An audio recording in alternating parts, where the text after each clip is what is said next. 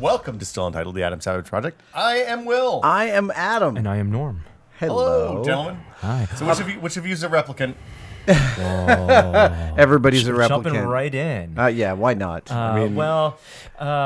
We are going to do, this is going to be a longer one. Yeah. I think it's been a long anticipated one too, because we promised that we would be talking about Blade Runner 2049. This is a spoiler cast, but first, let's just briefly cover some of the highlights of New York City Comic Con. Yeah, I've never been to New York Comic Con, so I'm excited to hear how it is. I'm here to tell you that New York Comic Con runs like a Swiss watch of efficiency. I'm so in love with the team that runs New York Comic Con. They are fabulous. Reed Pop is the organizer, and front of house, back of house.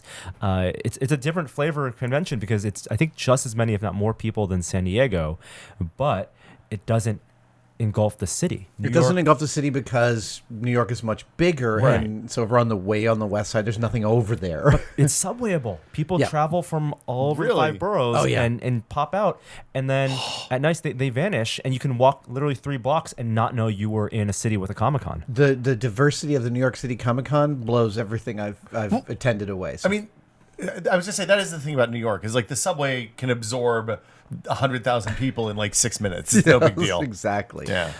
So New York Comic Con was phenomenal. I was there from Tuesday evening all the way until Sunday. You guys showed up Wednesday. And which is such a different thing. Last year, it was literally one day almost in and out when we packed so much in, but nice to have things spaced out with 2 big panels that you did. One with Neil deGrasse Tyson for Star Talk, which I gotta say was one of my favorite panels I've seen, period. Really? It was just, it was on it. I got 2. So Neil deGrasse Tyson has a great structure in which he brings in a guest. I was the main guest. He had a philosopher from NYU, and he had a professional comedian.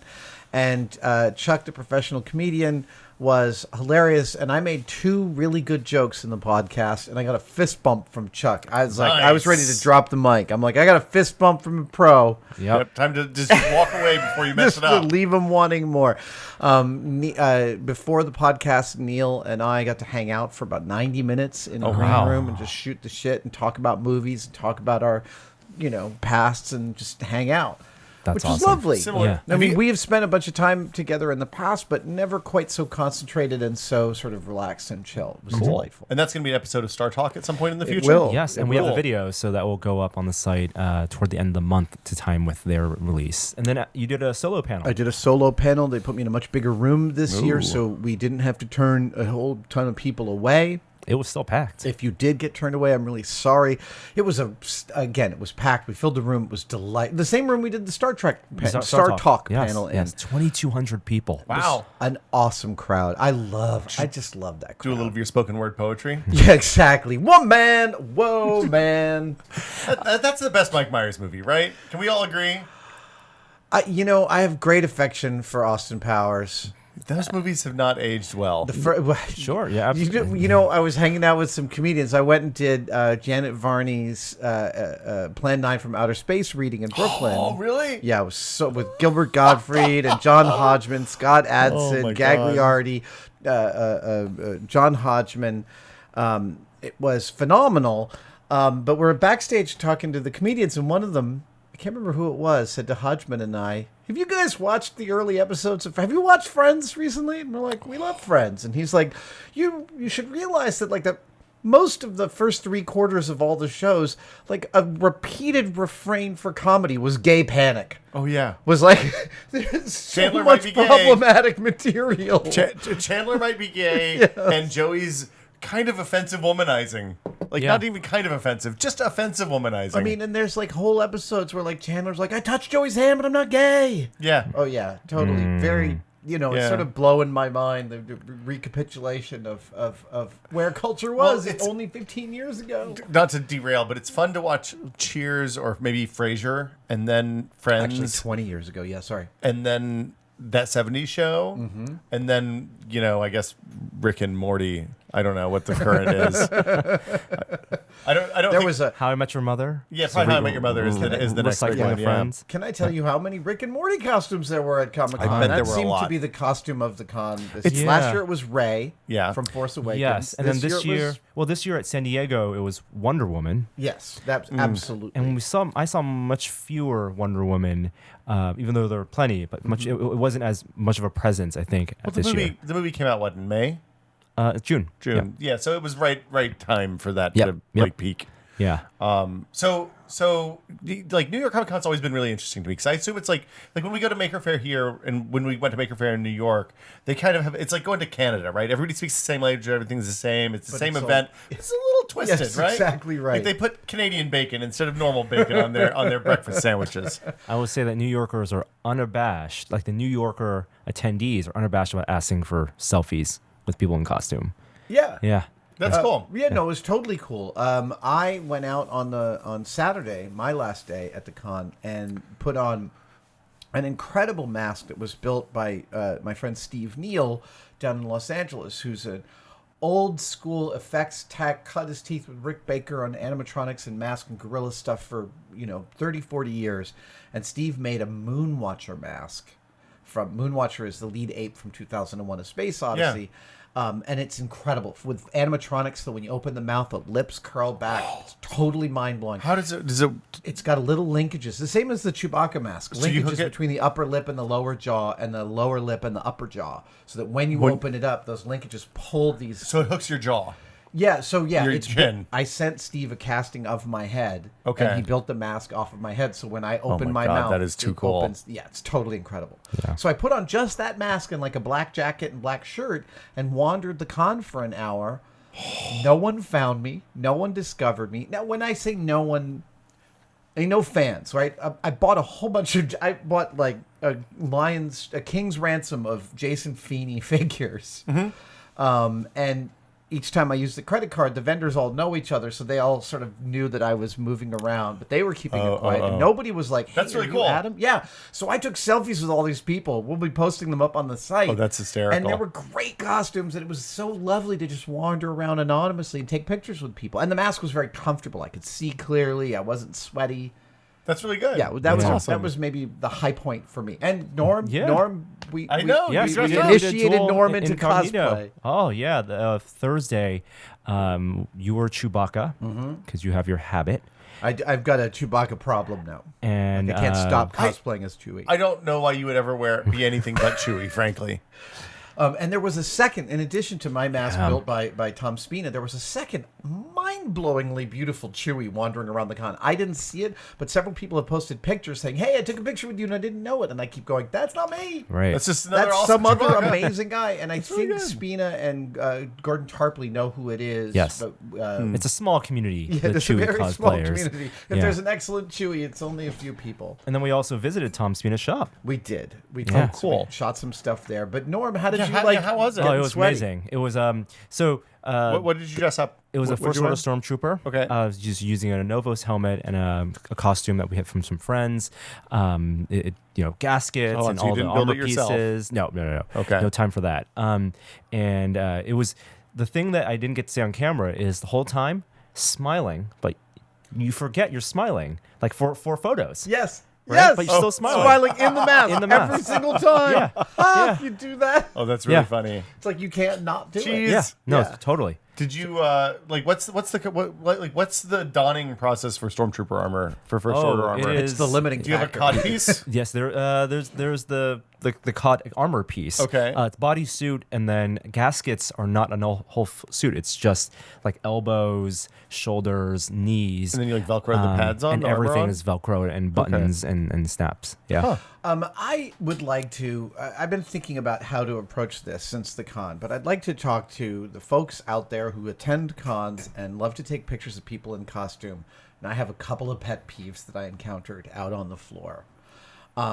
If you see someone in a big covered costume, like a Chewbacca or a Stormtrooper, and you want to take their picture,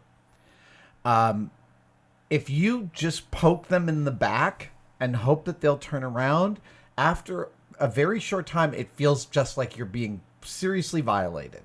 Like it's hard to move around in a costume where your whole face is covered because you usually have limited sight.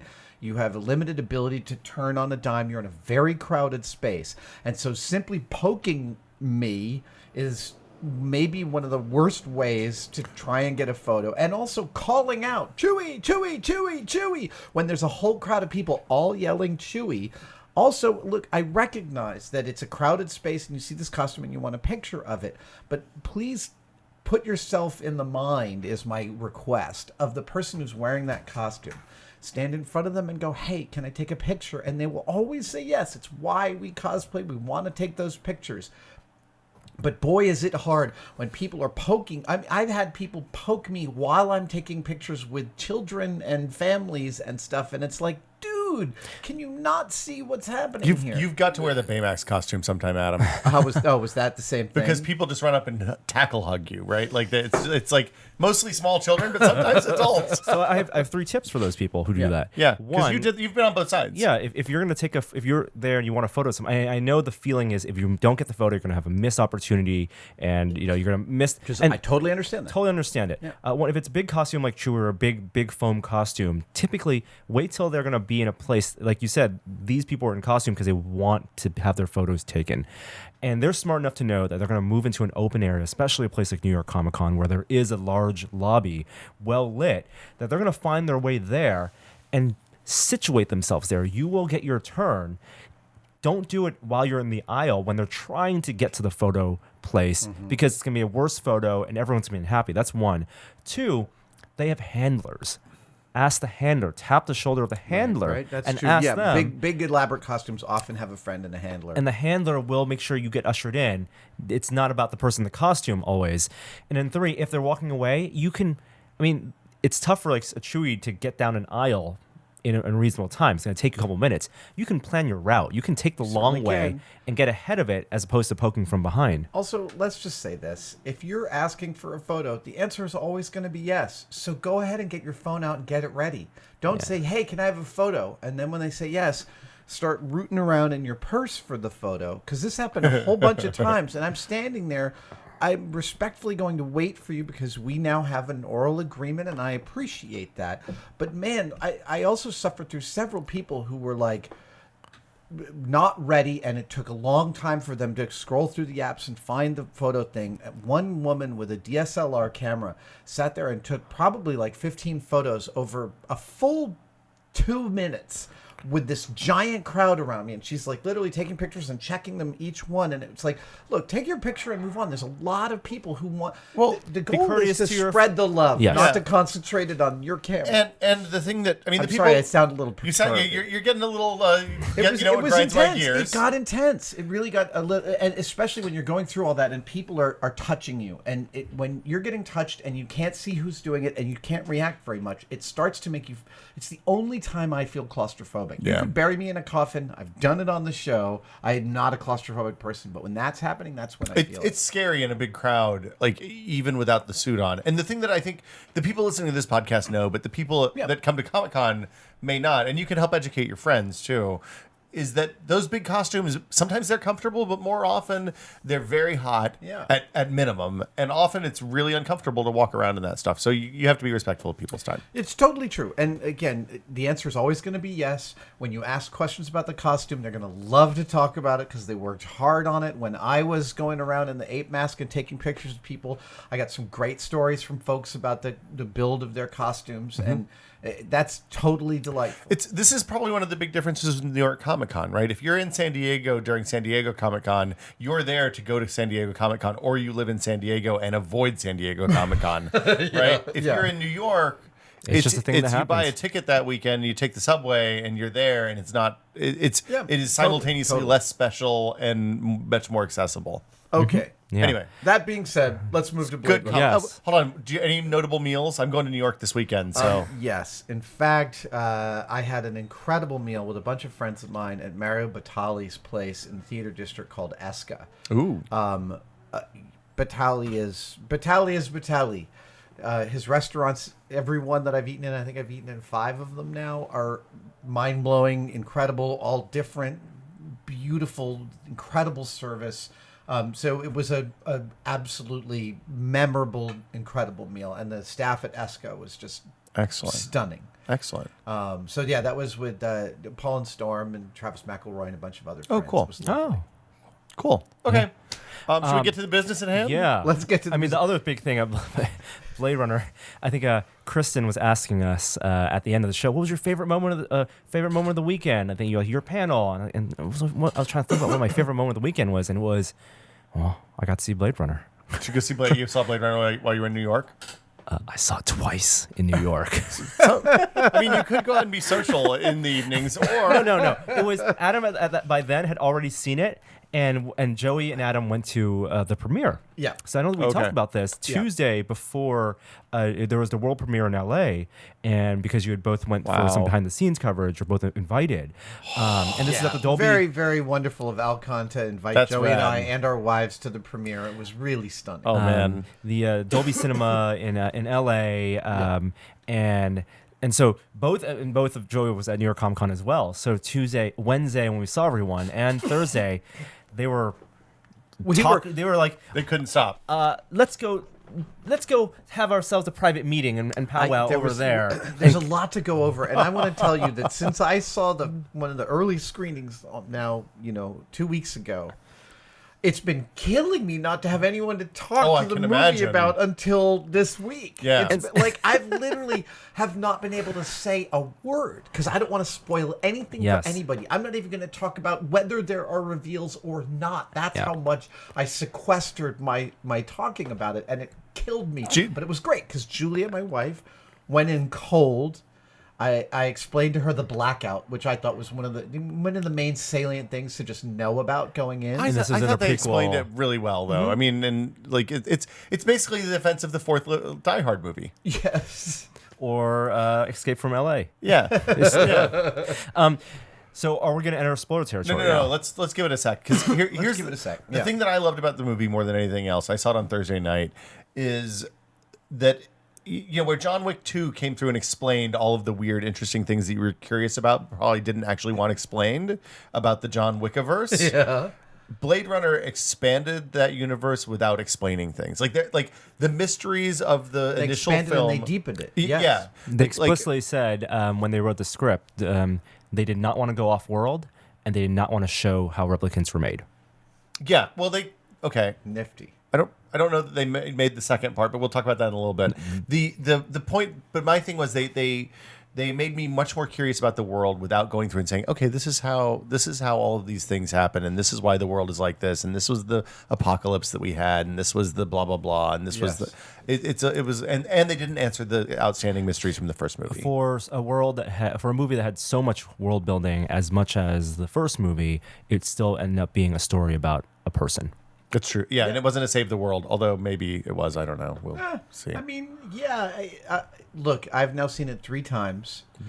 My first take upon seeing it 3 times is, oh my God, see it in Dolby, not in IMAX, if you have a choice. Did you see it in IMAX in the fake IMAX at Lincoln Center? Or No, I saw it in IMAX at the AMC 25 in Times Square. It's fake IMAX. It's fake IMAX. Yeah. Okay, so IMAX, I tweeted about this, but you guys turned on the IMAX lights on either side of the screen 5 seconds before the end of the movie. Yep, And can I just tell you what a boner killer that is? Oh, that sucks. It really sucked, and it's unforgivable. It's giant, and then we don't have it in San Francisco, so it was the first time I experienced this.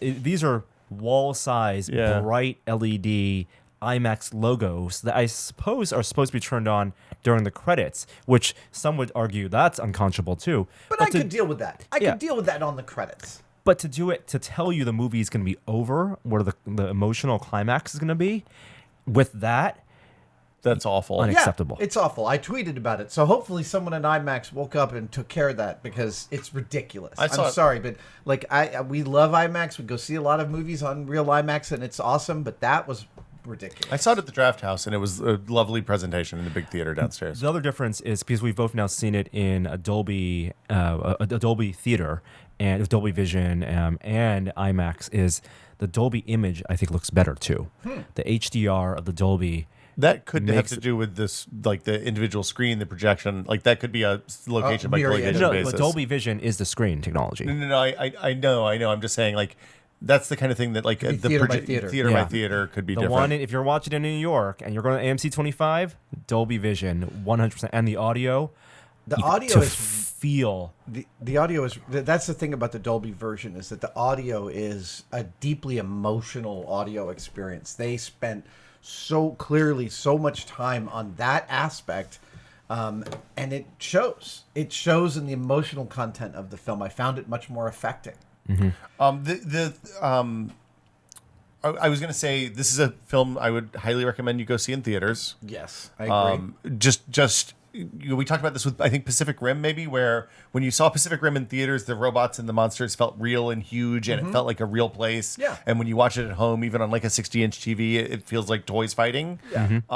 This like there's so much detail in each of these frames that even when you watch the 4K Ultra Blu-ray whatever at home, you're not going to get it at all. So you're talking about that same idea applies to the cityscapes, I'm the landscapes. talking about the cityscapes. There are these incredible establishing shots of the different locations that they go, whether it's a desert or Los Angeles or whatever, and there is so much detail in every single frame of what you can see in the city that I was just sitting there and I was like, I would pause this if I were able to and watch and just go up and look at each quadrant of the screen and kind of like take this whole thing in because they layered like. This is the other thing that I loved is it felt like they didn't do anything, at least in those landscape shots with effects, that they couldn't have done in the 80s with the same kind of techniques that Ridley and his team used on the first movie. Like the compositing of the dynamic billboards and all of that stuff. It seemed like it moved forward in time the appropriate number of years, the 20 or 30 years that's between the first movie and the second movie. But it didn't feel like they went CG crazy. I mean, I know it was all CG, but it felt like it was all stuff that could have been done practically. Miniatures for the I know, LA. yeah. But I mean, like the billboards and But a surprising amount of the cityscapes were built by Weta Workshop in actual miniatures. Really? Yeah, I'm not kidding. It's kind of shocking. Wow. And brilliant. Okay. So let's spoiler drift time? into some spoiler territory. All right, so go watch the film and then don't- come back because there'll be plenty to talk about. and don't listen to spoilers. Like, go into this. This is worth going in cold. Actually, I would even say don't watch the last trailer. The Yeah. last Please. trailer Oh, is God. advertising a movie that didn't get made. Yeah. They cut dialogue into little bits and created new dialogue where it didn't exist to tell the story of a movie that you're not actually going to see. Right.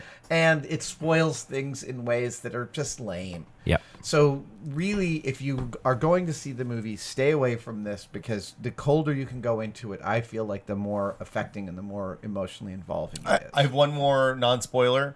The Hans Zimmer 2049 score for this is evocative of the original Vangelis, which is one of the all-time great scores, I think, and I thought was really lovely and emotionally affecting at all the right parts. I thought the ways and so to begin at the macro level, I thought the ways in which this film called back to the original film were beautiful and subtle, not hitting you over the head. So even structurally, this movie is weirdly structureless. It doesn't have a standard 3-act structure. It kind of does. Well, it's 2 3-act structures that are kind of intertwined. It's a meandering character doing his job, just like the first movie. Right. Like, if you look at the structure of the first movie, not a lot happens. And if you break down, and we're in spoiler territory now, what Ryan Gosling does, what Kay does in this film, he's following a logical progression of events based on his job, but there's no big meeting the girl, falling it's in a love. noir. It's noir. It's the story of this detective doing his job, and then some stuff happens along the way. Okay, so how do you want to talk about this? I'm like, there's Here- so much to go over. Can we talk about how the movie looks? 'Cause- Well, let's do it this way. Okay. Let's each take turns calling out something we want to talk about and then discussing those things one at a time. Okay. I was fascinated by there's two aspects that I found really interesting. One was Ryan Gosling's relationship with his effectively holographic fleshlight played by Ana de Armas. Joy. who plays Joy. a character named Joy. Joy. And this is a product that Niander Wallace, the villain in the film, sells, and it is a holographic girlfriend. And she, they didn't explain how it works, although it would seem to be with implants or some kind of No, thing. there's a projector. That's It the is thing a on the ceiling. projection, Yeah. but it also the ways in which it interacts with the person is it's got expression mapping. It can see. She scrolls through different dresses to see what his interest level is. Right, I thought that was fascinating. Yeah. But it's also like at the first time I saw the movie, when I'm halfway through that character arc of Joy, I was thinking, this is an interesting thing. And then the second that I came home and I thought about it, I was like, no, actually, that relationship's really fucked up. I mean, it's basically he's like in love with a robot. The That's in slave his has a phone. slave. Yeah, and there's nothing about degrees of her. artificiality. Yeah, and so there's this key moment in the film when the villain. Love steps on the emanator and basically kills Joy. She does kill her. Yeah, Yeah, she kills her. she's And dead. she's like, Joy's like, don't do it. And she looks cruelly and she steps on it. Hope you're Joy is satisfied with like, our products. I love you. Like, bzz.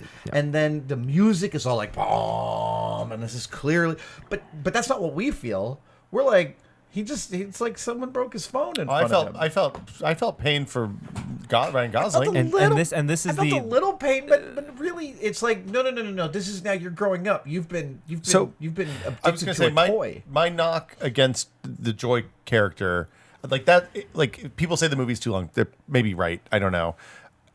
I felt like the entire Joy arc was unnecessary, other than to give Ryan Gosling something to feel bad about at the end of the movie, I and thought it was to have essential. a really, really, really weird, like to beat the weirdest sex scene title from Team America and Anomaly. Actually, Oh, I thought that it's sex scene was beautiful and really brilliantly done. Actually, Oh, it's really brilliantly done. I like executed really nicely, and but like the Conceptually. actress that plays the prostitute, whose name escapes me right now. Mackenzie Phillips. She was in David Mackenzie. She played *Halt and Catch Fire*, also in *The Martian*. and she was the like the tech Oh, at that's her NASA in who The Martian. discovers Okay, Yes. she's that he's still alive. phenomenal She's really good. in this movie. Yeah. In fact, I just shout out to almost every performance is incredible. I didn't dislike it. I thought everybody was really good.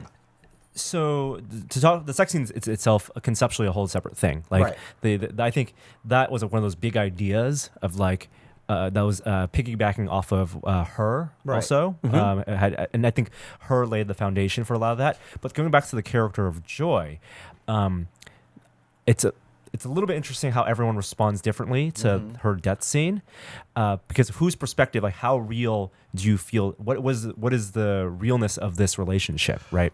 And one of the central themes is very clearly Kay playing human, doing as much because everything surrounding him is making him aware that he's not human. From his boss, the Madame, Robin Wright Penn, to his coworkers calling him skin jobs, to his neighbors writing Skinner on his door. But once he's in his home, he plays house. He's a doll in a dollhouse, Right. and so she is the doll that plays doll with him.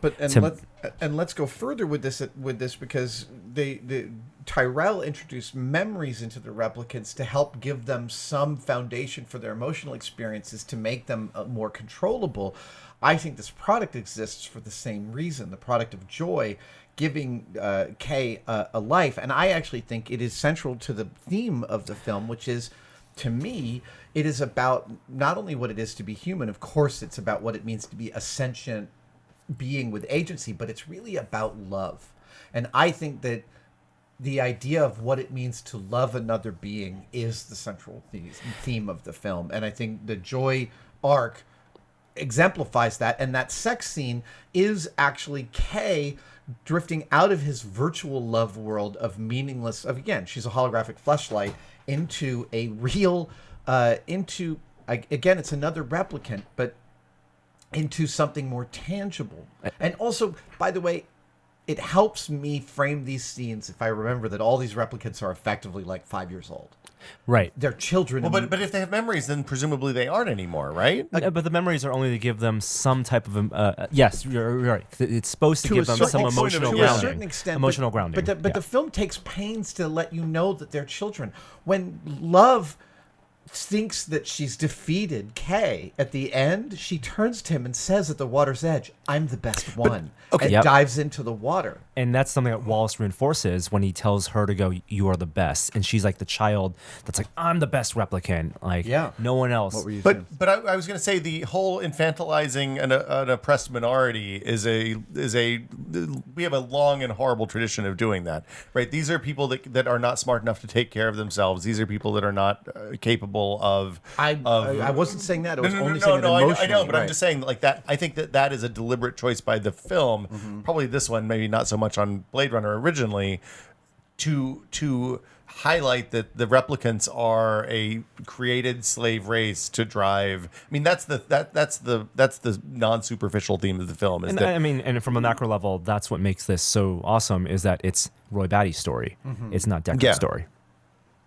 I mean, he dies at the end, and it is Roy Batty's theme. does he die at the end? 100%. Yeah. His eyes So stop. they play Time to Die. And they play Time to Die. They play Time to The Die. theme comes out. It's snowflakes as opposed to rain.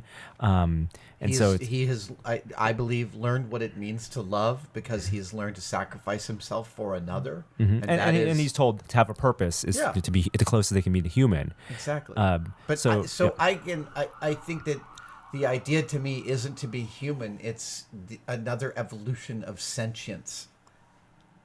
That's to me. There's a difference. And look, the end of the movie has Deckard and Kay, and again, Deckard's replicant. Deckard's a replicant. I think the movie Deckard's leaves totally it, a I think replicant, the and we can talk movie- about this in a minute. We but will. Deckard and Kay, both replicants, climb out of the water at the end of the movie. Where does life begin? It begins in the oceans, and it crawls up on the shore. They're not beating us over the head with it because it took me a time to think about it and really be like, oh yeah, that's a lovely kind of visual metaphor.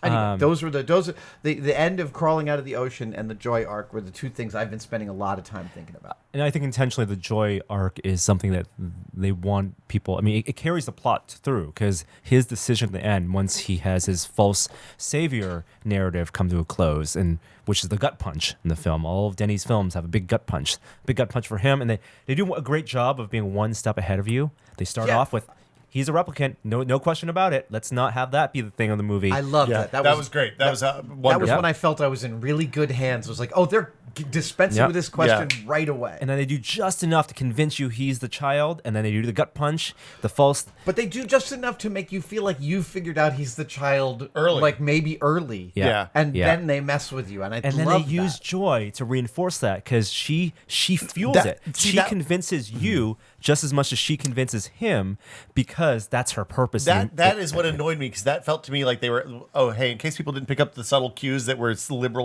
liberally sprinkled throughout the first third of the movie. Hey, we gotta really say you're the special.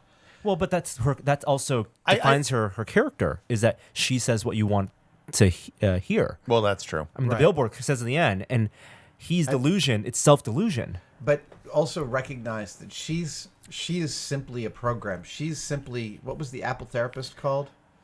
The Macintosh therapist program. I wasn't a Mac guy back then. It came with all the early Alice? Macintosh. No. It might be. Did you? Anyway, It's like Dr. Spatzo. but when she says to him, "You're special, born, not made, wanted, loved." Clearly, she didn't come up with that on her own. These are all things he has said to her about his past. Or she's programmed to say that to everyone. Because that's what we all want to hear, really, isn't it? Yeah, You're special, Adam. Yeah, You're wanted and loved. They're cues. They're definitely. To me, I feel like it's to a certain extent you're right, but I also think that she's going to take her cues from the environment that she's in, and it gives us insight into Kay's character. Do real humans have holographic fleshlight girlfriends? I think so. Absolutely. I think totally. I think so. I mean, the billboard's so big.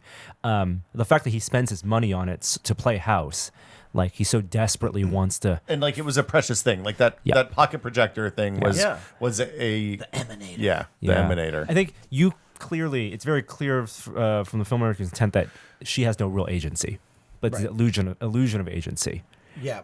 And the But But he also has no agency. Well, I mean, that's the central theme of Yeah. the movie, right? Is like, Does anyone in the movie have agency? No. He does have agency when he decides to deliver Deckard and die. Yes. And And I it think which the goes against the parity resistance. the parity is the first time you see her with what seems like agency, she's on the roof and her programming is adapting to the rain and adding it to her Right. outline. And then, boop, she's frozen because he's getting a call. Right. And then And at then the she end says- of the movie, there's Kay and the snowflakes are landing on, and this is what they're saying, I think. He's adapting to his surroundings, but this is real. And this is And he genuine. does it twice. So Yeah. there's 2 points in the film where he holds his hands out and the snowflakes, and he self-realizes he feels differently about the world. The first is when he thinks he's the child, and that's when I think the snowflakes make him feel like he's a real person. Mm-hmm. And in the end, it's like the opposite. Yeah. But it's the same movement, and then he dies.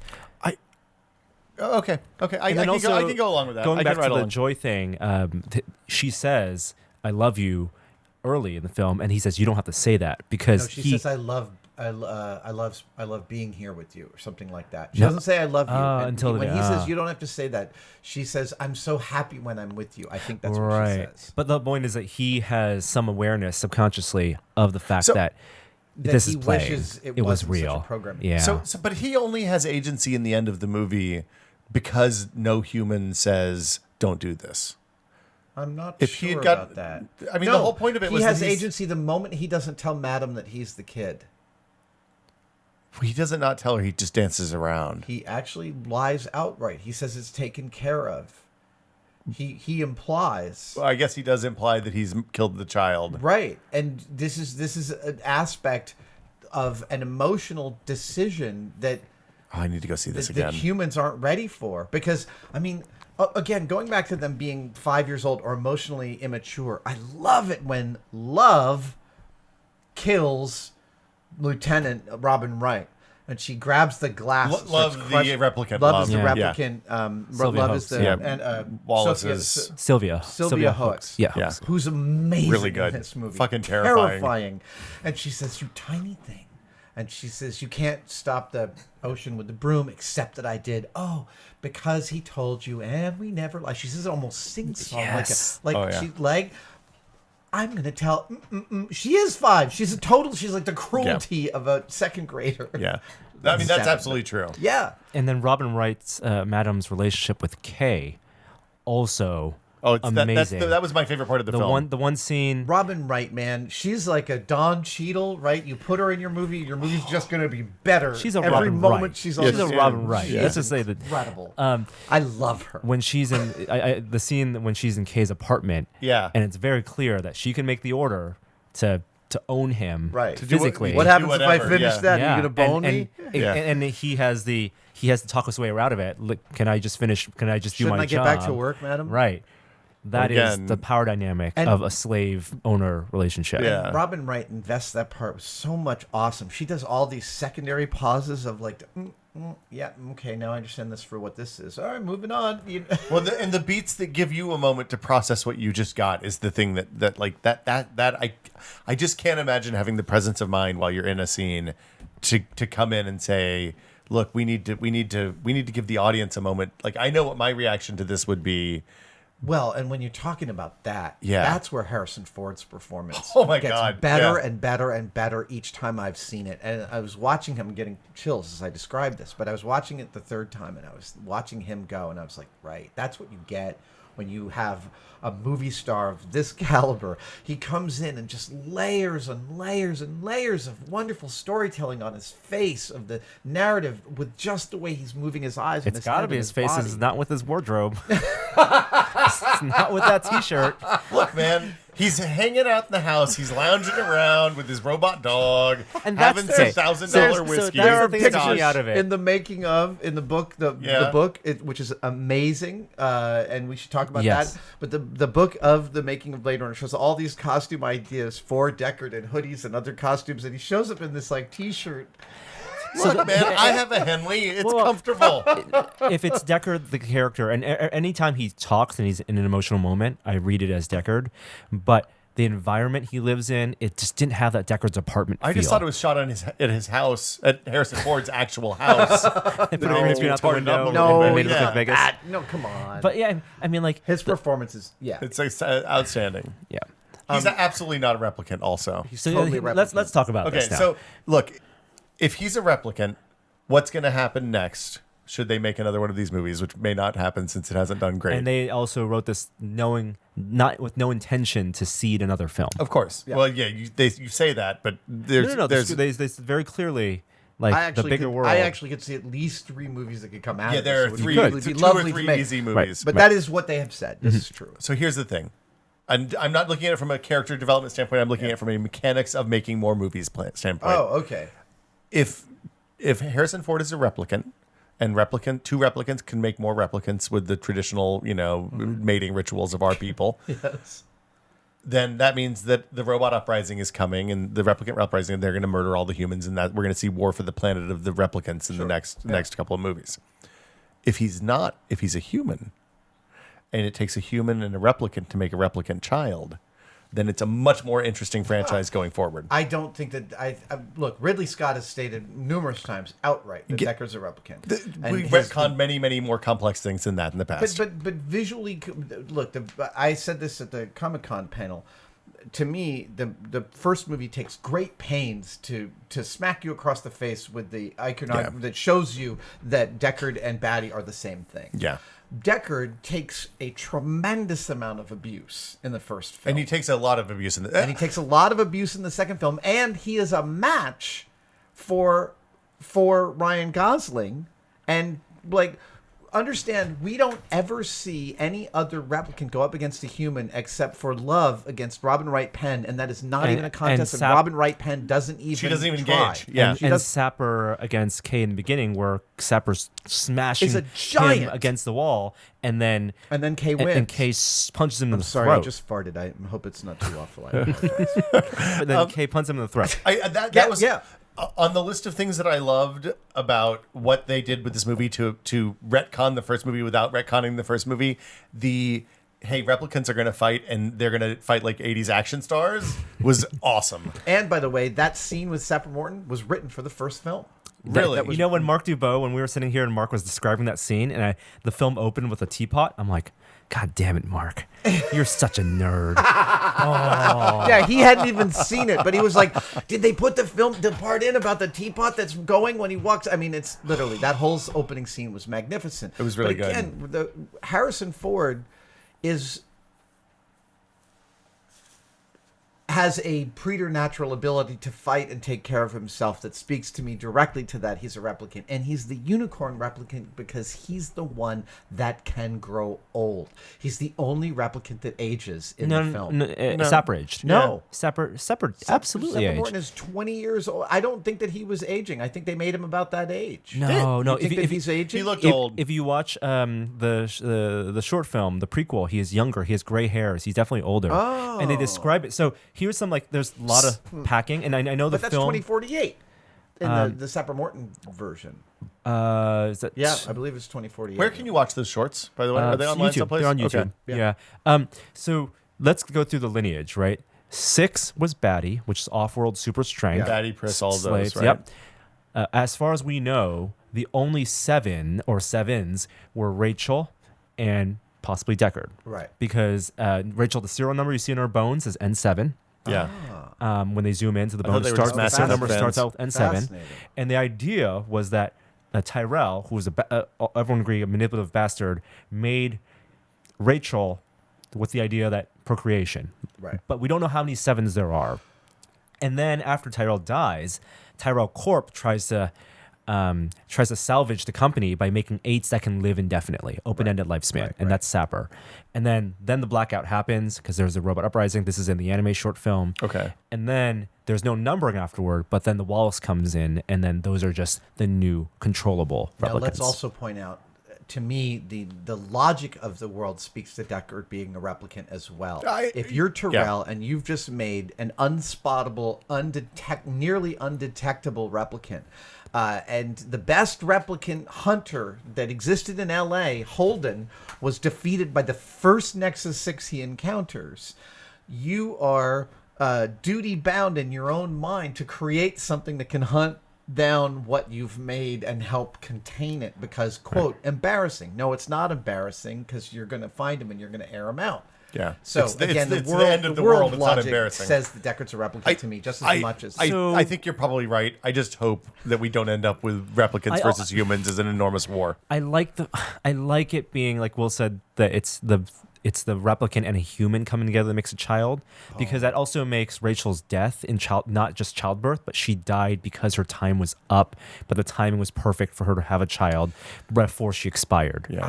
I think that it's about the fact that there's some aspect of, yes, he was programmed to like Rachel and she to like him, and that the love between them was the linchpin that allowed conception. But then that's Wallace's hypothesis, right? That if they were both replicants, and I like that in the script they play it as an ambiguity, or was it numbers or was it love? But it was played as in their meeting was planned. So regardless of what you believe, the meeting was planned all along. You can. So does that mean that Tyrell then organized the breakout that got the next sixes to the Earth? That's fascinating. That's an interesting question. But then he organized his own death by accident. I mean, the thing when you see him directly control is Deckard interviewing Rachel. He's like, that's like when he gets really excited. But Indulge me. But without the replicants, there'd be no reason for Deckard to interview Rachel. Yeah. No, you're absolutely right. Yeah. This is curious. Yeah. Can we talk about how the movie looks for a little bit? Please. Sure. Yes.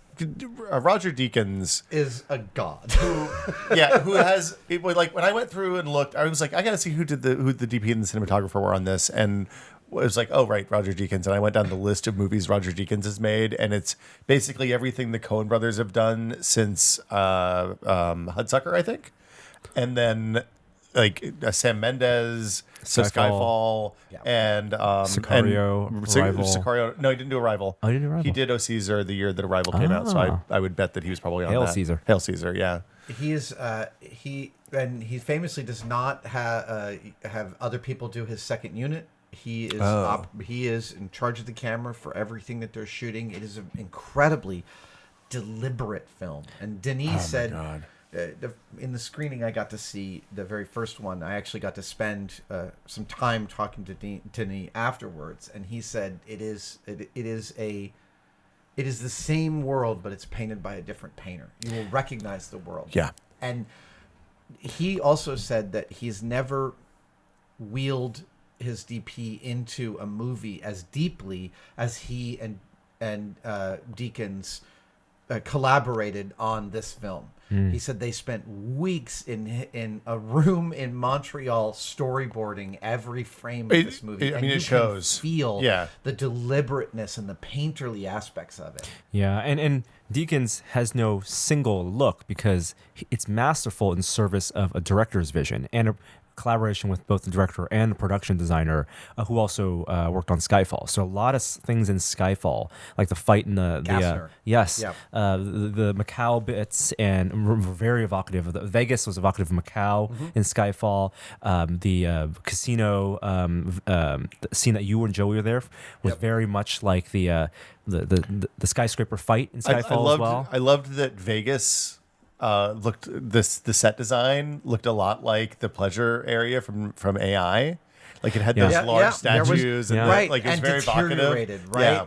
Like it's a great thing to drag out, and apparently Deakins was super inspired by shots from an Australian dust storm that had happened a few years back. And when you see, I'm still kind of mystified by how they filmed some of that. I can only imagine it was on an absolutely gargantuan soundstage with some digital replacement of some distant objects. But I also know that Gosling said he had to learn while shooting this film to go to the set a couple of hours before he was needed to get used to the sets, because he would step onto a set. It would be so overwhelming. It would throw off his ability to get into character. Well, so I saw a screening that Jared Leto was interviewed after, and he said that a shocking amount of the stuff that they worked on was actual practical sets. So like I nobody asked him, and I didn't get to talk to him afterwards, but I think he meant since he was mostly in that office set. Yeah, no, that was real.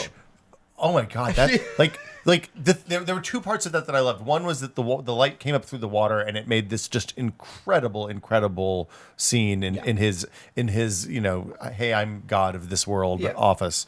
The other part is that Love's space seems like it's on the other side of that water, underneath the water, Right. Because the water light for her comes down from the ceiling, right? and that's weird. like so it's almost like a pet relationship with her at that point. It's like the dog that sleeps at the But foot of she the gets the master's manicure. bed. She's the pet that gets all the She's the the good pet. manicures. She has the nice clothes and that gets to murder people. In that space, the old Tyrell headquarters, I guess Wallace Corporation lights headquarters. out? So, Oh, yeah. it's so cool that these cameras are very static for the most part, but there's always some moving light, some like shade that's being And moved. that is to me the specific callback to the first Yeah. one, in which light's always moving. And Ridley Scott said specifically he wanted it to feel like you were always being looked at or trying to be found. Like there was nowhere you could escape this world. There was no quiet space. Well, except the places that didn't happen were the ruined parts of the world, right? Like when he went to San Diego, when he went to the orphanage. how great was the Dickensian chapter Oh my of this God. book going to the It orphanage? was. I mean, this is not a upbeat, happy movie about our grim future. That was it was awful. the harpoon with the kite. That was so the clever. harpoon with the electricity wrecking kite. Yes. Yeah, What a great The Tesla really, concept. really yeah, beautifully done. love that. Let's talk about the daughter. Yes, that. So to me, the reveal of the daughter, like you realize it, right? When They hammer it a little bit hard because they have her quotes. Every artist puts themselves in the work. I thought I was you know 100% positive she was the kid, or When a you saw kid. her? Oh, really? The moment I saw her. Oh, yeah. I didn't was know. not. And at the end of the movie, when Deckard walks in and she turns and walks towards him, and that's when you realize she looks just like Sean Young. Yeah. I was Yeah. like, oh, Yeah. Yeah. and I started crying. She looked so much, even in the opening scene, she looked so much like Sean. Hold on. Sean Young. No. I'm Rachel. thinking, who's the woman that played the kind of in Breakfast Club? Not Molly Ringwald, the other woman. Ali Sheedy. Ali Sheedy. She looked like young Ali Sheedy, which is I always get young Ali Sheedy and young Sean Young mixed up. Interesting. I was like, oh right, okay. Yeah, It's great casting. It was really good. But the way her performance as well. She's wonderful. The device that she used to make those dreams. And that device, I got to handle that device in Doug Harlocker's prop room. And let me tell you, it was entirely practical. wow. So It looked like just a bunch of camera lenses it was kind of not. jammed That together. was completely custom built by Doug. A mechanical genius on his crew, or somebody he hired, came in and did all the linkages so that it could expand and contract like kind of a concertina with all the buttons. It's like an accordion. And so the actress could kind of add her own things to it and make it do different turns. And this is but didn't overdo it. nothing was No. overdone. So this is I want to shout out to the props of this film. The props of Blade Runner are legendary in their specificity and their intricacy. The Voight-Kampff machine, the Esper machine, the phone booth, the blasters, and this movie is no exception. The Kay's gun, of course, has gotten a lot of coverage, and it's really grown on me. I didn't love it when I first saw it, but I've really grown to love it. I've already bought a kit of it on Etsy. But the other props, like Deckard's binoculars, and then even the Emanator box, and I got to see that in person. It really feels like an Hermes had- piece of jewelry. It had like moving pieces It and had stuff, moving right? pieces, and the actual Emanator itself, the light was this power light that glowed from inside. It was That so wood box beautiful. that Jared Leto Wallace opens, so he puts his plug. It feels very much like Ridley Scott buttons from his Alien films. And all of that was built by Harlocker, and Wow. again, none of it was overdone, and all of it was really in service of this story. You just felt like, oh, this is more of this world. Well, and the interesting thing to me about the memory making UI thing is that it's kind of the antithesis of the Minority Report. Tom Right, Cruise right, twisting right, where it's hands, out right? here. It's not It's over. like- It's small, deliberate actions. Yeah, because like we have the capability to make those kinds of UIs now in VR. No and one they likes them. suck. They They're suck. terrible. Yeah. So like this seems like Love a it. much. It's really good. Yeah. Thematically, I like that if she's supposed to be their savior, like there was a bit of her in every replicant because she's putting she's sneaking her memories and the thing that's real into them, and that's making them real as well. She's the parent. Or at that point. Or, and this is another interesting thing, and I'm not sure how I feel about this because I'm not convinced of this, but or she put a real memory in on purpose to help her parents find her again. I don't think Or so. does she not know who No, she is? she doesn't know. She doesn't know. Okay. No. So that She thinks she's human, right? She thinks Yeah. she's human. Well, with she a- could be lying. but she has the orphanage memory. Yeah. But no, she thinks She she's definitely human has her because memory. She It's her says memory. she says she has a defect that makes her live in the Right, bubble. but she could be lying. This could be the story That's that true. the resistance told her to keep the whole That's time. true. But the resistance didn't know where she is either. No, did the they? resistance. Oh, they knew. did. Okay. The resistance. yeah, they you're right. hid her. You're right. They hid her. But Deckard didn't know where she was. Yes, and I like that Ryan Gosling goes against the resistance. So the resistance, this is like just the resistance does not need to be further explored. I know it. I was conflicted the first time. I was like, oh, they're setting this up for this big showdown that between was- resistance yeah. and Wallace, and they just kind of And they disappear. didn't- Yeah. They right. didn't, Well, that's because the way it's- good resistance works. And Pop up. and they tell him kill Deckard, and it's like, well, these are ambiguously like good people. Like I like Deckard, and he doesn't. So it's just there's the plot point to give him an opportunity for agency when he sees the giant joy hologram at the end. And that joy hologram is, to me, this lovely moment. She's soulless. And actually, You're talking about the billboard one. Yeah, the billboard huge with, one. with yeah. the black eyes. Yeah. The prostitute, the replicant pleasure model says, "I love." She says, "Now quiet now. I've been inside you. There's not as much there as you think." Yeah. Yep. It's a really intense line. And when I first saw it, I was like, "Oh, that's kind of inside." And then later on, I'm like, "Oh, right, of course there isn't." I also think, and I want to talk about this because my wife was like, that relationship with Joy was totally messed up. And I was like, well, I kind of understood it. She was like, no, it's totally... And I feel like there's a gender difference in the reception of that relationship. And you were saying Annalee Newitz had some problems with the movie. I'm really curious about what they were. She- I haven't read it. I haven't read her On her Twitter, take on and it. she said that she didn't like it because, and I don't want to simplify because she wrote a lot about it.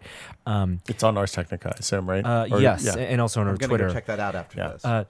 Annalee, good friend and amazing. Love her, and I'm dying to hear her take. The film posits that what gives a person a soul, the old soul trope, is their ability to give birth, which she had huge problems with. Oh, see, I think it's Oh. about love. Because- That's what I but felt. the And- film and actually both. states that Yeah, almost if you're outright. born. And Yeah. The film right, states that right. You're completely. born, It's so in you're the text. exactly right. Yeah. Robert- So you have a soul, and you're born, you have a soul. Yeah, she says you're okay without it. And that's just one. And both thematically, I think there was an issue with that because I don't think you can that. I don't think that really works.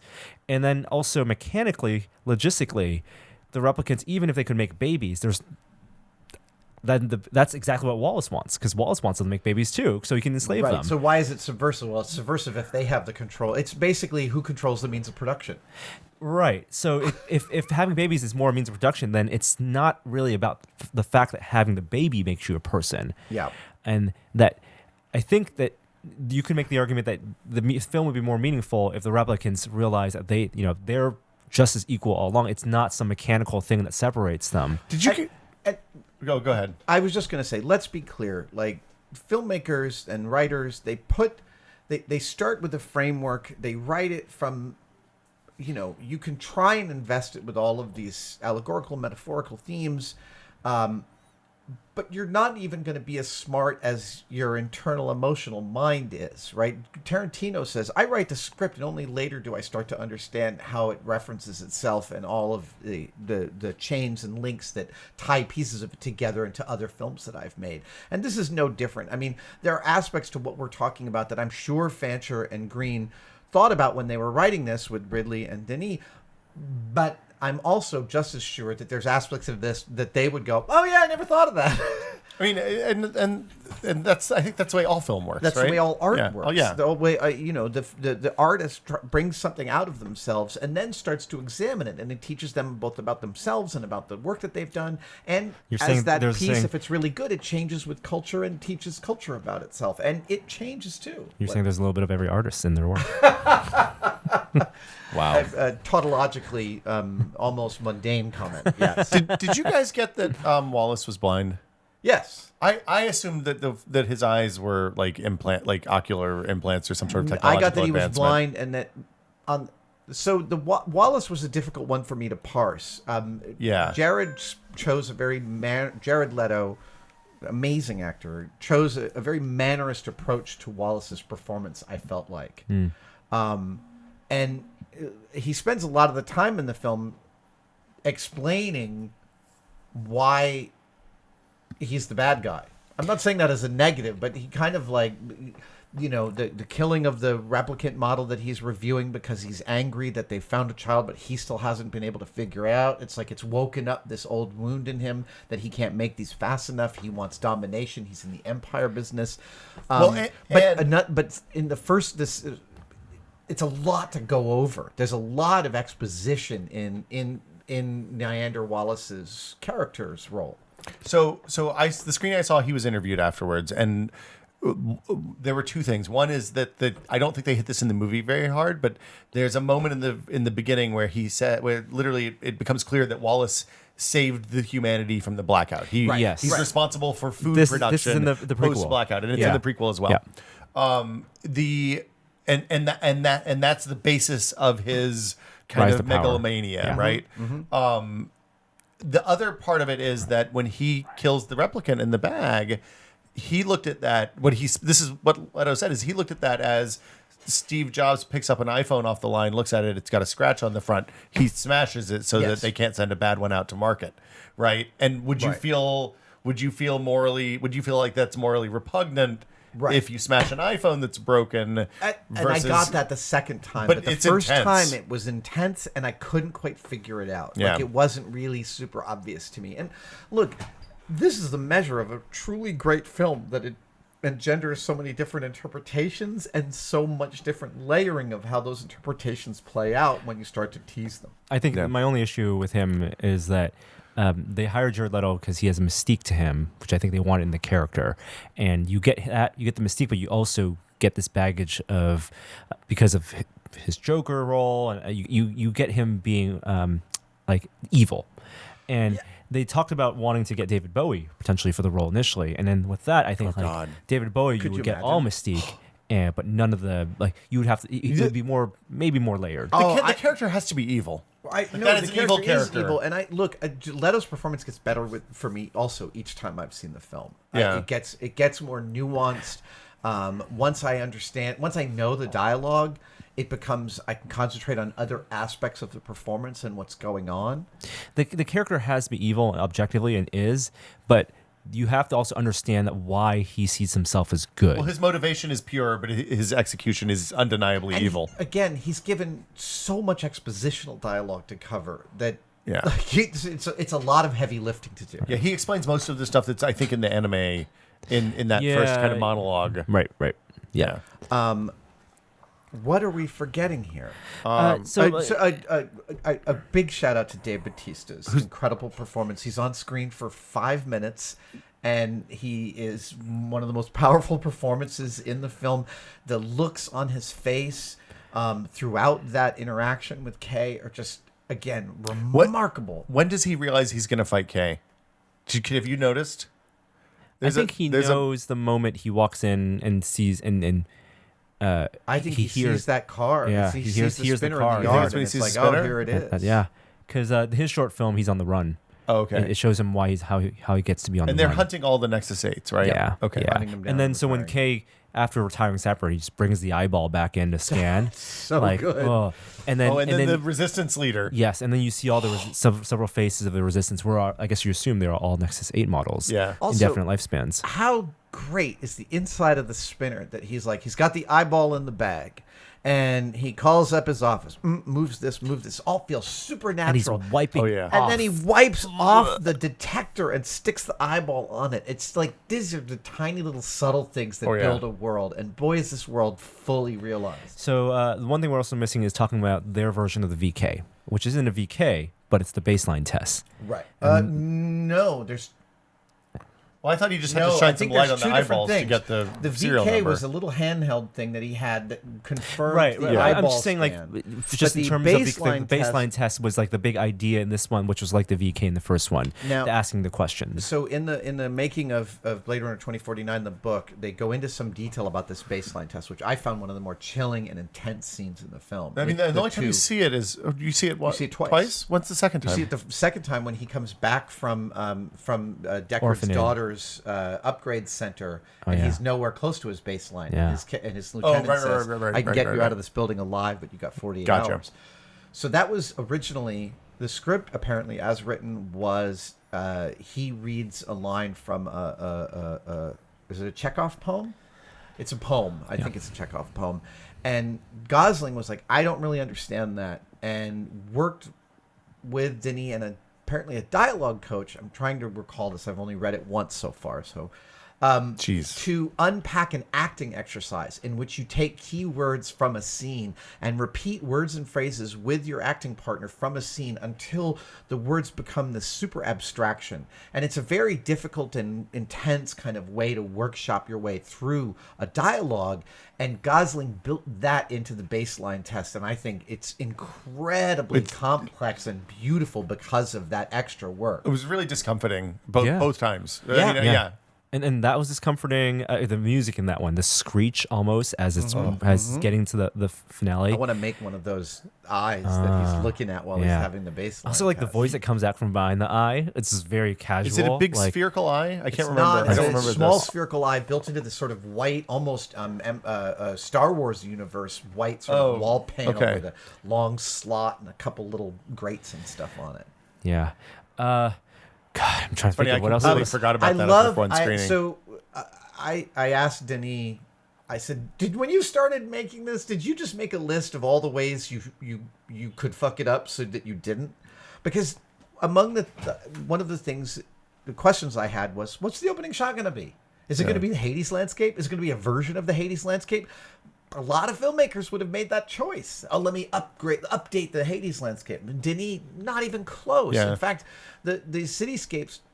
It was when I saw Sicario that I thought, oh, his cityscapes in Blade Runner are going to be amazing. And it paid because his off. pan over of of Juarez, Mexico, is Oh, like all of the landscape shots in Sicario are the greatest landscape shots I've ever seen. exactly. Yeah. And Blade Runner is no exception. The idea of seeing that shot where it looks like you're looking at farmland, but you realize you're looking at covered buildings in which are farms, and it's this you're going through cityscapes in which you're seeing these canyons, and you're realizing that the street scenes you're seeing are like 40 stories below the level so of architecture-wise, it's brutalist. Yeah. Especially when they go to the daughter. It's like that hyper is like brutalist, yeah. USSR, like brutalist architecture, which is totally makes sense because 30 years ago, when the film came out, we were in the Cold War and we didn't have Brutalist was iPhones, big. and they just extended that universe. It's a parallel reality as opposed to taking the things that we know now. There is no iPhone. They didn't have PDAs. It's all tangible, I just mechanical. want to, as a slight aside, I've seen questions about this on the comments on Tested. For regular listeners of the podcast, that's my compressor kicking in and yeah. refilling with air. Sorry about that. So one of the things that's interesting, it's a world without wood, right? When Without organic material. Right. When the guy realizes, hey, the horse is made of wood. Yeah. The horse You're toy is rich. made of real wood. He's like, you're rich. And that also, like, it all feeds back in because in a world without wood, what are you built out of? Oh, everything's built out of concrete. And here we are in our brutalist nightmare. Right. Yeah. Yeah. In terms of that shot, God. the when they're in the fire after Kay gets rescued by the resistance and he's looking at the fire and the camera pans up to the embers, and then the embers transform into this sweeping shot going through the city and it's the rain coming at you. That is incredible. Yeah, absolutely. Go see the movie. I'm going to go see it again. Yeah, I'm going I to go need to see go it a again. fourth time in the theater, and I haven't done this since The Matrix. That was the last film I went repeatedly and saw in the theater. And I'd love to hear your guys' thoughts about this, about these themes, and about these elements, because there's a lot to unpack. There are some really interesting and valid commentary about the way men and women are treated, the gender roles are treated. My wife calls the movie White Women's Tears because all the female characters seem to cry over poor Kay and his difficulties. Well, or, anytime you have to tell a lie or murder someone. One minor thing, and I don't know if this is actually up for debate because it is the date June 10th, 21. Yeah. Or is it October 6th? Oh, are they doing a European date or an American Because the date? movie also came out on October 6th. Oh, fascinating. Well, I mean, that's Blade Runner Day, right? When did the blackout happen? Is that the... Is it? Did the blackout happen before or after the child was born?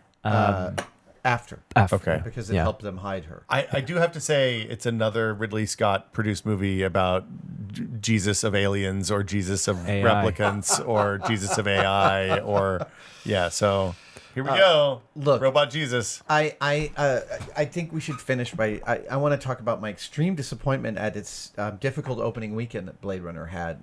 They were on track. They were tracking at 47 million, and the film made 31 million domestic. So people not show up on Sunday? What's that? Did people just not show up on Sunday? Show up any day. Really? The word of mouth wasn't as strong as they were hoping, and it seems like the deep Blade Runner fan base was smaller than anticipated, or the knockdown effects of how fervid that fan base might be, because the film itself is truly excellent, and I wanted it to make a shit ton of money, if only because I want more films like this. I want more companies with the bravery of Alcon to put together the partnership to give Denis all the resources to make a film this great. And look, at this point, Denis has made 5 films, I guess. Is this the 5th? More than Sixth? that. He's did French-Canadian films, too. Okay. Like, I don't know anybody who's making consistently better movies Not right at this point Yeah. than How him. we felt about Christopher Nolan 10 years ago. Hey, I also, like Interstellar, Norm. How about this fact that was the most expensive movie Ryan Gosling's been in? I That was the know. biggest budget film he's been. And the biggest opening. Yeah, he said that. Yeah. He was like, "That's the biggest film I've ever been in. I've never been in a movie." Yeah. Right. I mean, I guess, like, what's the next, his next biggest success is probably Drive, right? No, it's Crazy Stupid Crazy Love. Stupid Love. It's not Nice Guys. It's not Drive. What's Crazy Stupid Love? Oh, is it's that a like the very Steve problematic Carell, movie with him and Steve Carell and Emma Julianne Stone. Moore, Emma Stone. It's not a great movie. Oh, right. He's the, okay. He's the I Suave will guy, say, Crazy Stupid Love is not a great movie. It is great every moment that Gosling and or Emma Stone are on camera. I can see that. It is riveting with all of those scenes. So it's worth watching just for their performances because they're really wonderful. Hey, he's doing Neil next. He's doing Neil Armstrong. What? Yes. Really? Are we allowed to say that? Yeah, no, it's been. that's it's been, public yeah, knowledge? it's absolutely public knowledge. Okay, Yes. cool. Oh my God, that is yes, thrilling. Yes. And a director of La La Land. I mean, La La Land wasn't his biggest opening. Yeah, No. yeah, the biggest movie. Yeah. So if you want more of this movie after you've seen this movie and you haven't seen Arrival or Sicario or I can't remember this, I always mess it up. It's either Prisoners or The Prisoners. Prisoners. And then there's another one. Incendies. What's that? I haven't seen that. I need to go see that. But there's another Jake Gyllenhaal film in addition to Prisoners. Oh really? He didn't do Nightcrawler. With Hugh Jackman. That's Prisoners. Okay. Yeah. Then there's one with Terrence. Jesus Christ. There is another one that we're not naming. There anyway, is another. Sicario is such a masterpiece. I watched it twice, and the first time I saw it, I loved it, and then I was like immediately sat my wife down. I'm like, we're gonna watch this movie right away. I watched it on a plane ride home on my iPad, and I got home and was like, Gina, we got to watch a movie. Yep.